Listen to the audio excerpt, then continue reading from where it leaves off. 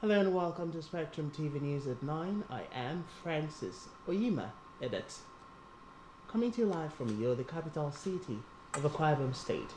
Let's take a look at the headlines.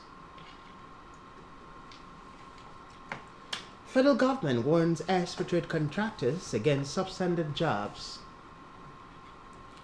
INEC expresses concerns over insecurity in Imo, Kogi State. Plus, Donald Trump, sons found liable for fraud in New York. We'll bring you details of these stories and more in a moment.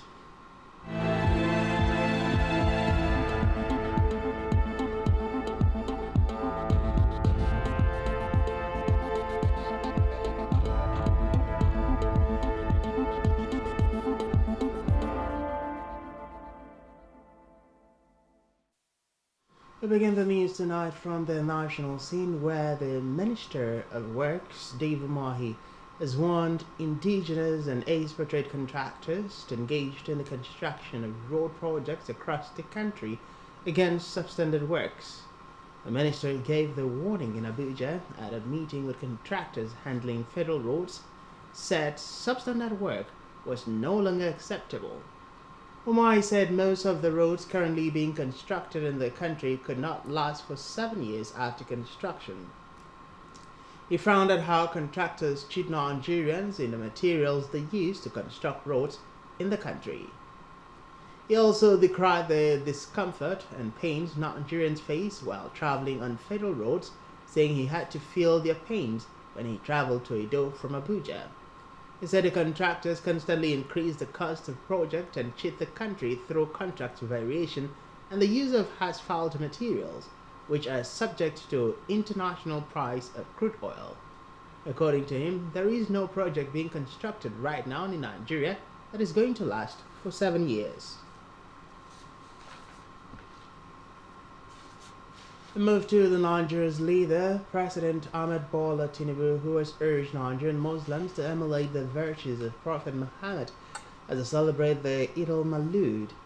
The president, in a statement by his spokesman Ajirin Galala, said beyond celebrating the day marking the birthday of the Holy Prophet, the period should be used for deep introspection and fervent prayers. Urging religious leaders to use the period to pray for the country, Tinubu charged them to admonish their followers to take the appropriate lessons from Prophet Muhammad's life in their commitment to the country.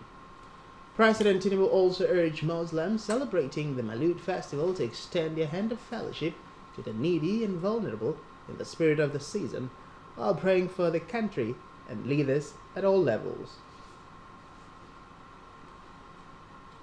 In a related development, the presidential candidate of the Labour Party, LP, in the February 25, 2023 election, Peter Obi, has sent a goodwill message to Muslims to facilitate with them as they celebrate the birthday of the Holy Prophet of Islam, Muhammad. Obi enjoined the Muslim Ummah in Nigeria to use the period to reflect and seek Allah's intervention on the many challenges of the country. The former Anambra State Governor finally wished all the Muslim faithful a happy Eid al-Maulud celebration. In the meantime, the Minister for Foreign Affairs, Ambassador Yusuf Tuga, has called for global peace and harmony on the occasion of the Eid al-Maulud celebration. Tuga, in a statement signed by spokesperson Al-Qasim Abdul Qadir, prayed for peace and security in Nigeria, most especially in the economic community of West African states and other parts of the world going through conflict and strife. Tuga noted that the Prophet's qualities such as his dedication to love and humility are significant in today's world. He prayed that the celebration would bring peace and tranquility to the country and the world at large. And while political leaders in the country, including state governors and the Senate President Godswill Akpabio, have congratulated Muslims on the occasion of this year's Eid al-Maulud celebration. In their respective message to the Muslim faithful on the occasion commemorating the birth of Prophet Muhammad, the leaders urged them to pray for peace and prosperity in the country. In a message issued on his behalf by his special advisor on media and publicity, Seme Yibo, The Senate President said Prophet Muhammad left behind positive marks in humanity for which his followers should emulate, noting the need to be supportive of authority, while enjoying the faithful to increase their prayers for those in authority and for the nation. From the Green Chambers, the Speaker of the House of Representatives, Abbas Tajuddin, has declared 2 seats vacant and called on the Independent National Electoral Commission (INEC) to reorganize by-elections for the concerned federal constituencies. The 2 seats became vacant following the appointment of Tanko Sununo and Olubunmi Tunjojo as Minister of State for Education and Minister of Interior, respectively, by President Bola Ahmed Tinubu. The decision to declare the seats vacant followed the reading of their resignation letters at a plenary session. Recall that Tunjojo was elected to represent the Akoko North East and Akoko North West federal constituencies in Ondo State, while Sununo was elected to represent the Yari Shanta Ngaski federal constituency of Kebbi State.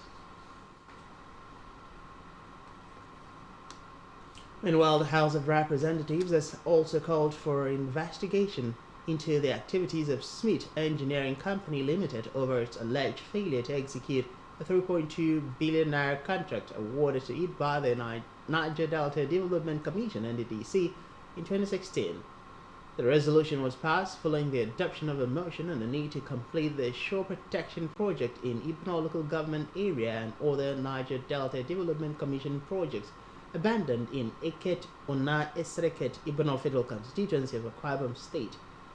The House said the contract was awarded at the sum of 3.29 billion naira, out of which 1.64 billion naira, representing 50% of the contract sum, had been paid to the contractor to enable it to move to site. The House mandated its committee on the NDDC to ensure that the project was completed and report back within 4 weeks before the legislative action.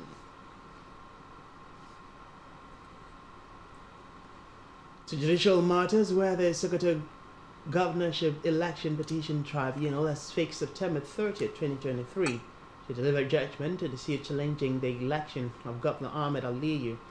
The Secretary of the Election Petitions Tribunal, Sunday Martin, said judgment in the petition marked will be delivered on Saturday by 9 a.m. Recall that the tribunal had in August reserved judgment in a petition against the governor and his deputy, Idris Gobier, filed by Saidu Umar of the People's Democratic Party of alleged non-qualification and electoral fraud during the March 18 governorship election. The tribunal's chairman, Justice Aruna Nshilia, reserved judgment after the parties adopted their final written addresses, adding that a date will be communicated to the parties in September.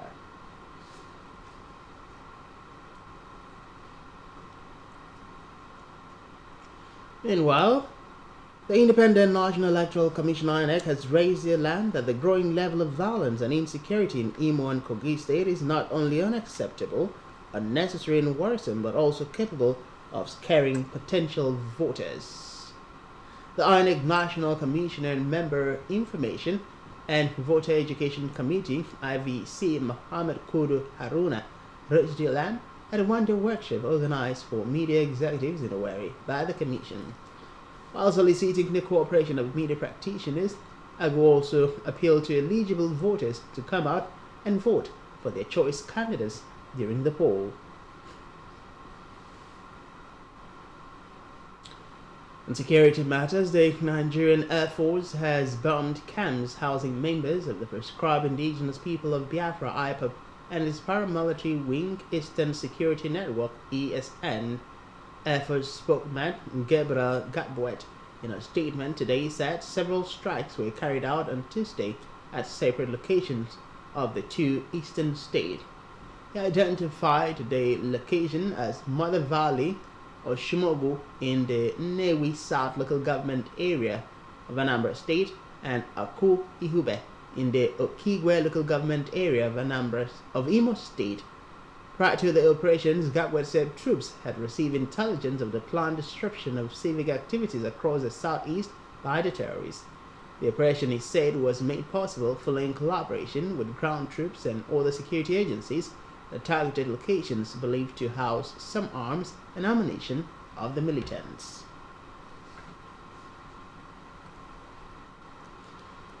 Luckily, Kwabam State Governor Pastor Moiner has reaffirmed the resolve of his administration to chart a course for Kwabam youths in entrepreneurship, with a charge on them to maintain consistency and resilience as fundamentals to prosperity.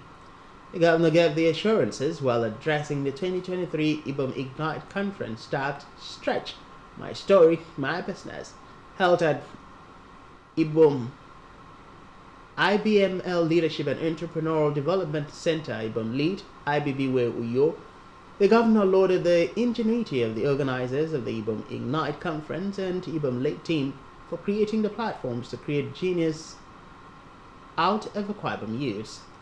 He said Akwabam youths deserve more than being treated as mere tools in the hands of politicians to be used and discarded after achieving their wishes, noting that the intent of the IBOM Ignite project matches the goals of the Rise agenda, which, he recalled, were part of his campaign promises to the people.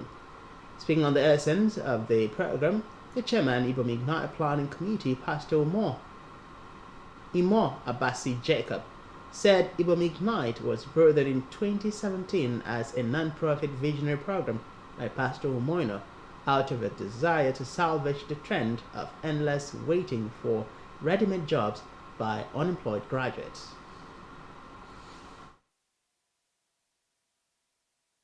The real man to thank who drove this vision is the chairman of the planning committee. There could be that benefit for everyone. If we bring 2 Harvard professors here, they can teach 100 people. They can teach 200 people. And that is the spirit. So that we can have the economy of scale. Rather than send one person with 20 million, 50 million to Harvard Business School, let's spend 50 million and bring Harvard Business School to touch our young people. That is the concept. So we hope and trust God that this place will be a center of excellence. I believe that we should have government business, the business of governance.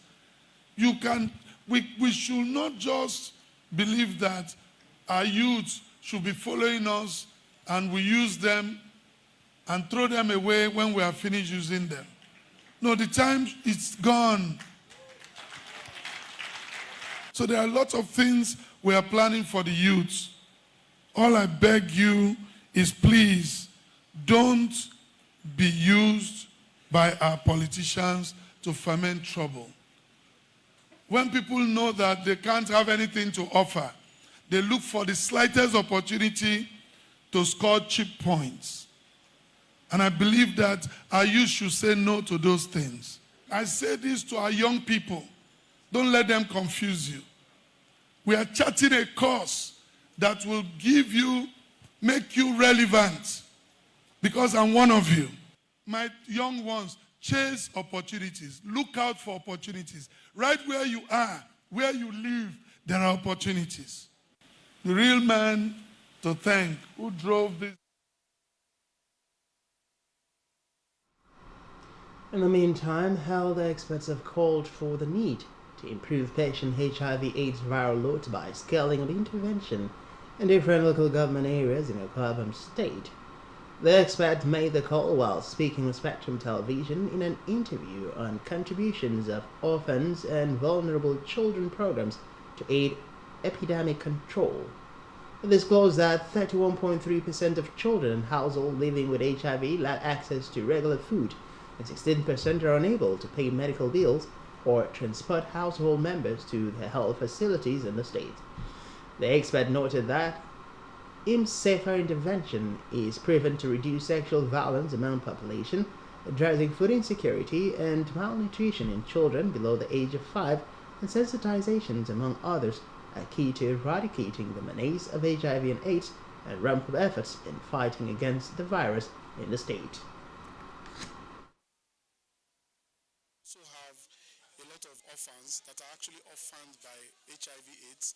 The streams that we focus on are actually the HIV/AIDS streams, and so by providing services for them at the community level, we're able to discover more people that are actually having these vulnerabilities due to the HIV. We're able to link them back to treatment, where we discover new cases, and we also link them back to the treatment partners in the facilities, and so they're able to optimize their treatment, and we watch out for their viral load suppression to ensure that the interventions of our collaborating partners, the treatment partners, is optimal. First of all, you need to identify a positive child. When you identify a positive child, you link that child to treatment, but there are other things, there are other factors that make that treatment effective. We call it the wraparound service. So if you have drugs and you don't have food, then it becomes a challenge. So our kind of OVC program is in a way where we strengthen the household to be able to ensure that that food is available. When you need to pick drugs and you do not have transportation to go there, that becomes a challenge, right? Because people would miss their appointment at the hospital because they don't have transport. That is what our HES interventions does, because we build the economic capacity of the household to be able to have resources, to access health care, to be able to provide the required food. But beyond that, also to provide that enabling environment for the child to be productive. So having an organization like this that is very focused and making sure that they reach into the nooks and crannies that we can't reach into. With the sensitive nature of what they're handling, it's usually difficult for people to come out and say this is what is happening. But when their people, their foot soldiers go ahead and talk to them and draw them.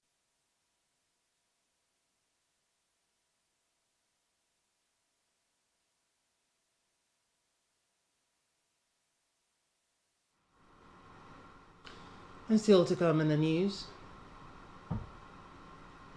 Euro touches $1.05. Just stay with us.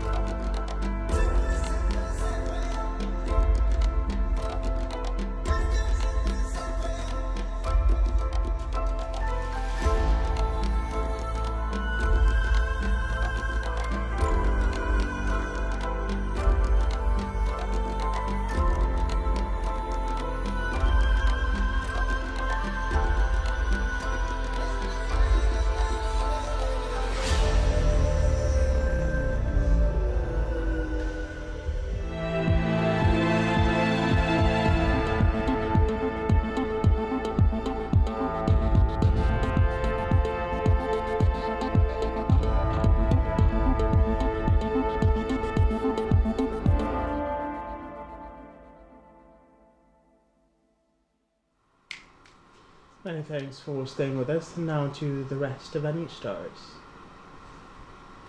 Moving on to Africa, where Gabon's military has installed Prime Minister has outlined plans for a national dialogue to be organized next year, which would pave the way for drawing up a new constitution. Nearly a month after military leaders ousted President Ali Bongo Ondimba after 14 years at the helm of the oil-rich country, Raymond Ndong told a press conference that an appeal for contributions towards a dialogue would go out from next week. Last week, Ndong defended the takeover before the United Nations as a lesser evil, saying the intervention prevented bloodshed. Co-leader General Briks Oligui Nguema, who was swiftly sworn in as a transitional president, has promised to hand back the country to civilian rule with elections after a transitional period. However, no time frame has been given. Sima said contributory ideas would be sought from all categories of the population. In a later development, the United States is reportedly halting its aid to Gabon following last month's coup. In a statement, the U.S. Secretary of State Antony Blinken said the United States is pausing certain foreign assistance programs that benefit the government of Gabon. He said a temporary measure was in line with actions taken by the regional Central African Bloc, the African Union, AU, and other global partners following the coup. Recall that Gabon's membership of the Economic Community of Central African States, ECCAS, and the EU was suspended following the coup. Meanwhile, Kenya and the United States have signed a defense agreement that will see the East African nation get resources and support for security deployment as it is poised to lead a multinational peacekeeping mission to Haiti to combat gang violence. Kenya's Defense Minister Aden Duale and U.S. Defense Secretary Lord Austin signed a accord at a meeting in the Kenyan capital Nairobi. The agreement guides the country's defense relations for the next 5 years as the war in East Africa against the Al-Qaeda-linked Al-Shabaab extremist group intensifies. Austin thanked Kenya for volunteering to take the leadership of the Haiti multinational force and reiterated that the U.S. government would work with Congress to secure the $100 million in funding that it pledged on the sidelines of the UN General Assembly. Meanwhile, Tanzania has coiled millions of quail birds to prevent them from destroying rice fields using drones and planes to monitor commercial farms. The Tanzanian Plant Health and Pesticide Authority (TPHPA), which is also responsible for controlling desert locusts, killed 5 million quail birds in the northern region of Manyara last week, where about 1,000 acres of commercial crops were under threat. The tiny red-beaked birds, which move in large flocks, are notorious for ravaging crops, with invasions generally occurring during the onset of the dry season in September and October. Ndunguru said the agency targeted the swarms with aerial spraying over a 4-day period, killing them before they damaged the petal fields in northern Tanzania. He added that aerial surveillance is now underway in other regions. According to TPHPA, the birds are capable of destroying more than 50 tons of food crops in a single day. Quail birds are thought to be the most numerous bird species in the world, with governments across Africa initiating aerial and ground efforts to contain them in the past. In the meantime, South Sudan's President Salva Kiir has appointed Angelina Teny, the recently sacked defense minister, as the new Minister of the Interior. Teny is the wife of opposition leader Riek Machar, who is the country's vice president in a unity government formed after 2018 to end the country's brutal 6-year civil war. A dismissal earlier this year sparked an opposition outcry and threatened to destroy the fragile peace deal between the president and his rival Machar. Reports say under the terms of that agreement, the defense ministry should be allocated to someone from Machar's SPLM-IO party. Elsewhere, thousands of people forced from their homes by the war in Sudan have been living in schools that are not fit for purpose, according to NIMR. Abdel, who oversees the state months-long clashes between the Sudanese army and a powerful paramilitary group, have forced 40,000 families to flee to North Darfur. Since the conflict began in April, Darfur has been seen some of the worst fighting in the country. Still in Africa, John Tembo, a dominant figure in Malawian politics for more than 4 decades, has died in hospital in the capital Lilongwe at the age of 91. He became an MP aged 27 in 1960 in the run-up to the country's independence from the UK. He went on to be regarded as former President Hashing Banda's right-hand man and Tembo's niece, Cecilia Kanzamira, who hired as the government's official hostess in lieu of a first lady. John Zinus Ngwapake Tembo was Malawi's first finance minister after independence in 1964 and went on to serve in various other cabinet roles during his career. He also had a stint as head of the central bank and was regarded the most influential member of government during Dr. Banda's 30-year rule. Popularly known by his initials JZU, the prominent role he played as part of a three-member presidential council that ruled Malawi between 15 October and 8 December 1993, when the then aging Dr. Banda underwent brain surgery and was deemed incapacitated.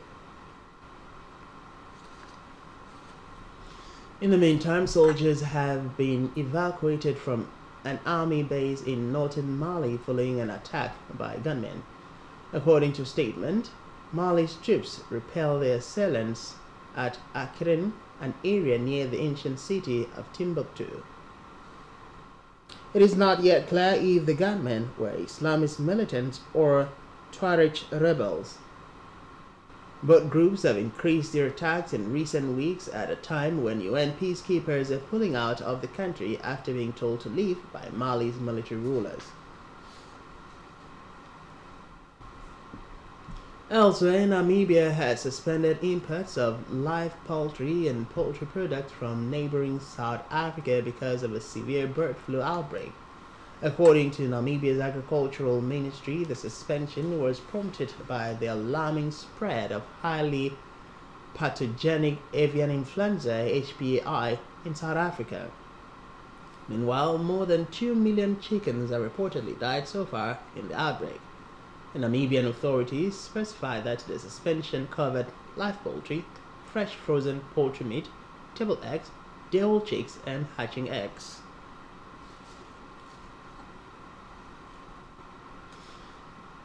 Away from that, a Rwandan court has denied bail to a 34-year-old man who confessed to committing 14 murders. The suspect, Dennis Kazungu, faces multiple charges including murder, rape, forgery, and desecration of human corpses. The judge in the capital, Kigali, said that the court would remand the suspected serial killer in custody for 30 days. The judge said that although the man had pleaded guilty, he had failed to show remorse or seek forgiveness for his alleged crimes. The suspect was arrested by the police on 5 September after his landlord reported him for defaulting on his rent for 7 months.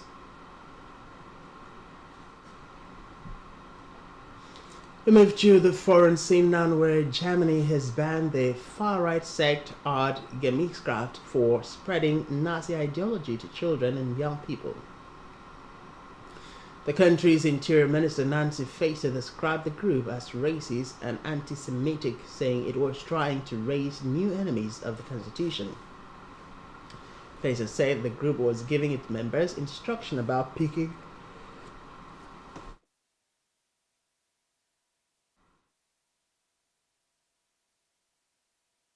North or Central European background in line with the ideology of racial preservation. According to the minister, the ban also includes the sex website, its publication, and familiar work, another association connected with it.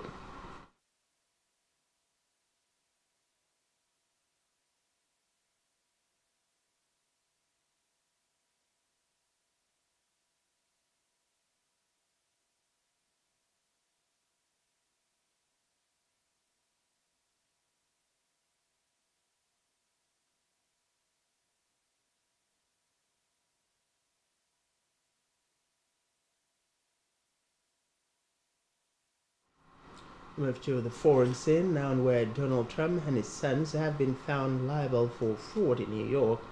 A New York judge, Arthur Egeron, who delivered the ruling, canceled the Trump Organization's business certification, saying the Trumps provided false financial statements for roughly a decade. Goron's ruling came days before the civil case involving the New York Attorney General's office and the former president was set to go to trial. A judge granted Attorney General Letitia James' motion for summary judgment, finding Trump, his sons, and others to be liable as a matter of law for persistent violations of New York state law.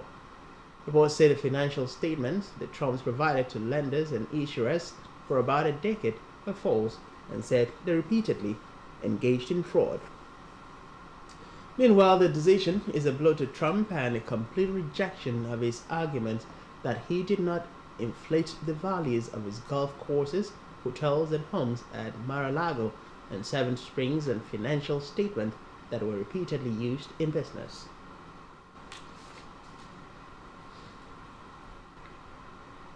Meanwhile, the 46-year-old man, Gerardo Cabanillas, was exonerated of the rape, robbery, and kidnapping convictions he spent 28 years in an American prison for after a new DNA test showed he was innocent of those crimes. Cabanillas was 18 years old when he was jailed for robbing, kidnapping, and sexually assaulting a woman in Los Angeles, United States in 1995. This is according to Los Angeles County District Attorney Judge Gascon in a news conference. In January 1995, a man and woman were robbed at gunpoint by two men who also sexually assaulted the woman. The district attorney said, days after the crime, Cabanillas, at that time as an 18-year-old man, was arrested because he generally matched the description of one of the suspects. Still on the foreign scene, North Korea has decided to expel U.S. soldier Travis King, who was detained after crossing the border from the South in July. Reports say King ran across the border on July 18 after joining a sightseeing tour of the demilitarized zone between the two Koreas. Last month, Pyongyang confirmed it was holding the U.S. soldier, saying King had defected to North Korea to escape mistreatment and racial discrimination in the U.S. Army. Meanwhile, the Speaker of Canada's Parliament, Anthony Rota, has resigned days after publicly celebrating a Ukrainian veteran who fought for the Nazis during World War II. Reports say during a visit to Parliament by Ukraine's President Vladimir Zelensky last week, Anthony Rota hailed an elderly Ukrainian immigrant from his district as a hero, prompting a standing ovation. According to the report, Rota faced pressure to resign after it was revealed that the veteran had served in a Nazi-linked military unit. Meanwhile, France's ambassador to Niger landed in Paris today after leaving Niamey following weeks of tension between Paris and the post-coup regime in the West African country. The return of the ambassador, Sylvain Ité, comes 2 months after a coup in Niger ousted its pro-Paris president and prompted a souring in relationships between France and its former colony, with Niger's new rulers demanding his departure. In a written statement, the ministry said that Foreign Ministry Catherine Colonna had met with Ité to thank him and his team for his work in the service of their country under difficult conditions. Recall that Niger's military leaders, who overthrew the democratically elected President Mohamed Bazoum on July 26, told Ité to leave the country after the coup and took away the envoy's diplomatic immunity and visa. But a 48-hour ultimatum for him to go, issued in August, passed with him still in place as the French government refused to comply or to recognize the military regime as legitimate. Paris has said that only Bazoum's deposed government could order the envoy out.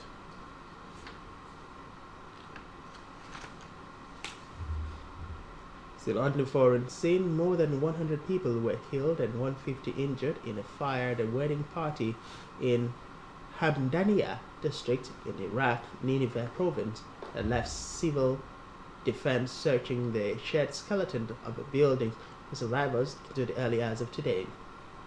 Nineveh Deputy Governor Hassan al-Allah told newsmen that 113 people had been confirmed dead, with state media putting the death toll at least 100, with 150 people injured. Reports say the fire ripped through a large event hall in the northeastern region after fireworks were lit during the celebration.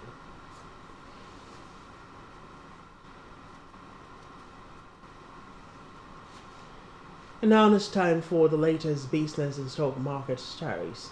Here's Blessing Dixon.